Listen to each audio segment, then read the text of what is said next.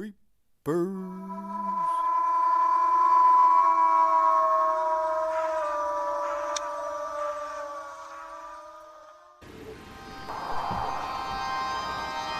Oh, good evening, and welcome to the KreepOween Halloween special. As you can see, our pal Christy the Creeper is not with us this evening, so I shall be your host for this scary, very scary Halloween spectacular. Prepare yourselves for tales beyond the grave, very creepy and real stories. That's right. Stay tuned, as our buddy Kreeper would say.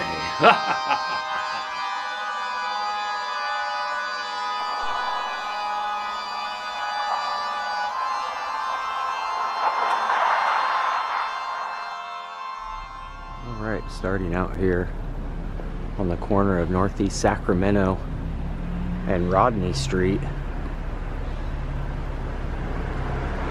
sits the house about 3 up from where we're at. So on Thursday, September 15th of 2022, police and detectives were dispatched to this residence right here at 2428.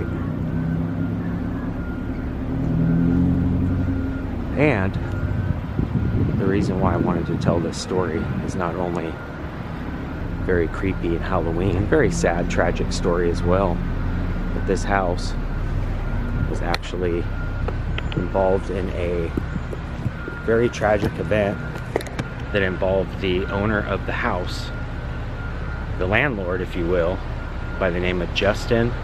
I'm not going to say last names just because you guys can look up the information if you really want to, and I just want to kind of protect the family and whatnot, but I will insert some articles that does state all the evidence that was taken and things like that. But the police were called to this residence because the landlord here actually lived in the back and rented out this whole section right here to other tenants, and throughout the years had like some troubles with some other tenants and things of that nature. And the two other tenants that I'm not going to name as well had a scuffle with him that night, and he actually ended up dying.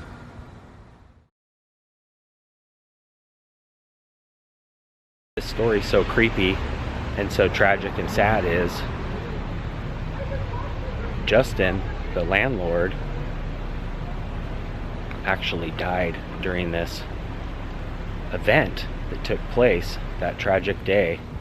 At like 1:34 in the morning, the police were called, and they stated a gentleman dressed as Michael Myers, that's right, Michael Myers from the Halloween, series, was dead in the house, had a hammer in one hand and a pistol in his other hand laying next to his dead body. He had been stabbed in the chest by the tenants, and the reasoning for that was there was some events leading up to that were very tragic, but most certainly the tenants that did happen to, I believe, were really scared. And like I said, I'm not here to criticize or take sides. I'm basically just stating the facts.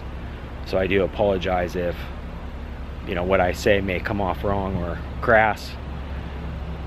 But if I saw somebody dressed in a Michael Myers costume coming into my house in the middle of the night after all the things that led up to this incident, I would have been scared whatless. So in a way, I can see where it easily happened, and I do think it was a very tragic thing, very, very sad, no matter what, whether it was an accident or on purpose. But apparently Justin went into the house dressed in the full Michael Myers outfit, head to toe.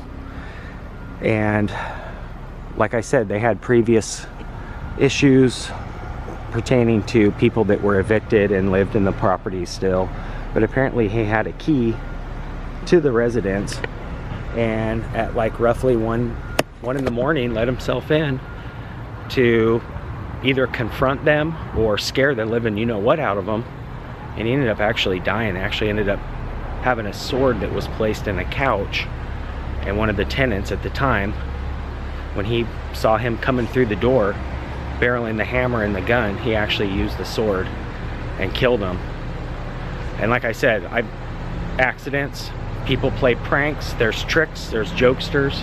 So like I said, I'm not taking sides or, stating that he was in the wrong or the right, but it's definitely a very creepy incident that happened right here. And not to mention, Michael Myers already being super scary. Imagine somebody dressed up as him entering your property at 1:30 in the morning, and then when they found out, the detectives were dispatched and did a little, detective work, if you will. They realized that there was prior incidences between the landlords and the tenants leading up to these tragic events, one being constant emails back and forth, text messages, harassment, and apparently he had tried to evict them before and ran a Craigslist ad, and apparently the people that were going to try and rent the property the day that they showed it to them, those 2 tenants told that person not to rent it. So I don't know if it was out of revenge or not. And then later on, the detective stated that actually when he, approached the tenants in the house, he actually demanded the cell phone. And they found out later that the gun was actually just a plastic, fake toy gun.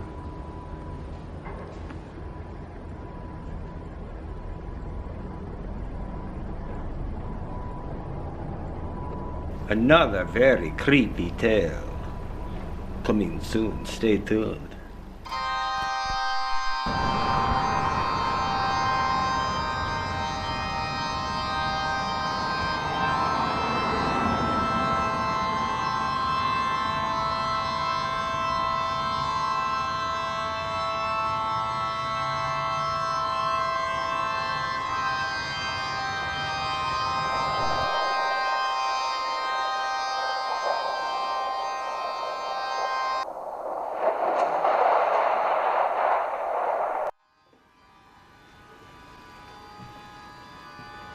I want to thank you very much for joining us this evening for this very special Halloween spooktacular event.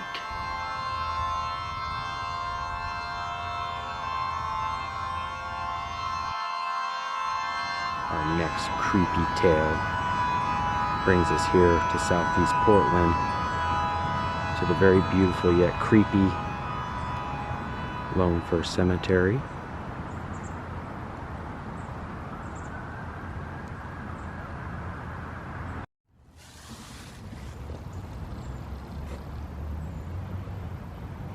Again, a very tragic, creepy story right here at Lone Fir Cemetery. This is the final resting place of Emma Worthington. And it looks like it says Annie Jean Lacaze? Tengri Lacaze, which I believe is a French name. Her a few years back and told you guys this really creepy story. And I'm going to tell you guys it again. She was violently murdered, being stabbed in the chest with an axe.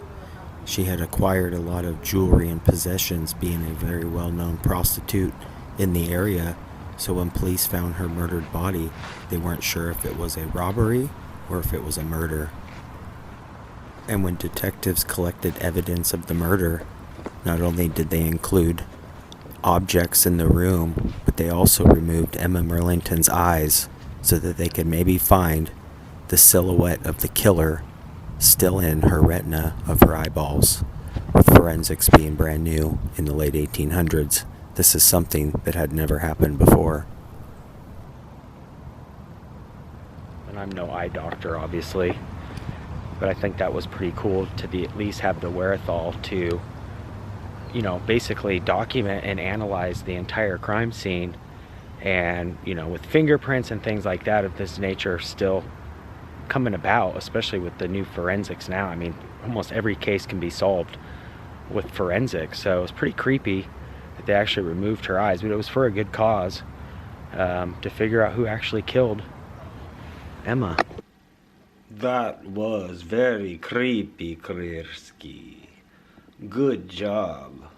I have to say, I could see that one coming.